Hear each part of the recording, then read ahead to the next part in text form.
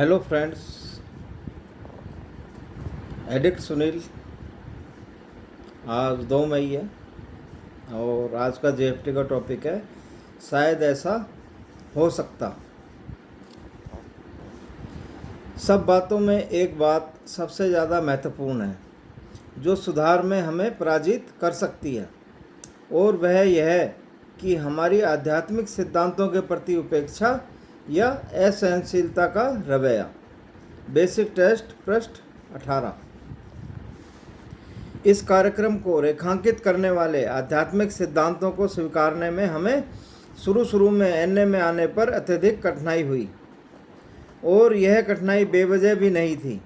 हमने अपने एडिक्शन को जितना ही नियंत्रित करने का प्रयास किया, उतना ही हमने अपने को शक्तिहीन महसूस किया। जब भी कोई हमें भावी जीवन की उम्मीदें दिखाता था, हम एकदम क्रोधावेश में आ जाते थे और हताश हो जाते थे, क्योंकि हम अपनी हालत से पूरी तरह बावफा थे।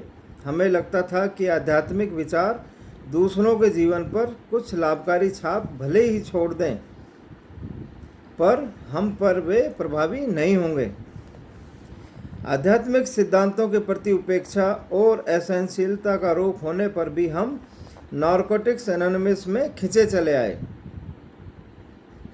यहाँ हम दूसरे एडिक्टों से मिले। उनकी भी हालत वही थी जो हमारी थी, पर शक्तिहीन और आशाविहीन होने पर भी उन लोगों ने न केवल नशा बंद कर दिया था, बल्कि क्लीन स्वच्छ जीवन जीने और उसका आनंद प्राप्त करने का मार्ग भी ढूंढ लिया था। उन्होंने उन तमाम आध्यात्मिक सिद्धांतों की ओर इशारा किया जिनकी वजह से वे यह नई सुधार की जिंदगी जीने लगे थे। उनके लिए अब ये तमाम आध्यात्मिक सिद्धांत मात्र किताबी फलसफे ही नहीं रह गए थे, अपितु अब ये उनके सक्रिय अनुभव का एक अहम हिस्सा बन चुके थे। सही है कि आरंभ में हमारा शंकालु होना स्वाभाविक और वाजिब था, पर एनए के तमाम दूसरे सदस्यों द्वारा इन आध्यात्मिक सिद्धांतों के बारे में सुनने समझने पर हमें एहसास होने लगा कि वाकई ये कारगर सिद्ध होते हैं। एक बार ऐसा मानने पर यह जरूरी नहीं कि हम हर उस आध्यात्मिक विचार को ग्रहण ही करें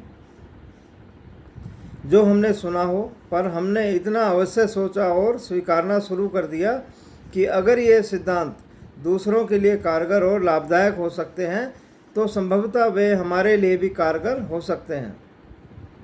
और एक अच्छी शुरुआत के लिए केवल इतनी सी इच्छुकता ही काफ़ी है, सिर्फ आज के लिए। शायद मैंने एनए के जिन आध्यात्मिक सिद्धांतों के बारे में सुना है वे मेरे लिए कारगर हों। कम से कम ऐसी संभावनाओं के प्रति मैं अपना खुला दिमाग रखने के लिए इच्छुक हूँ। थैंक यू दोस्तों।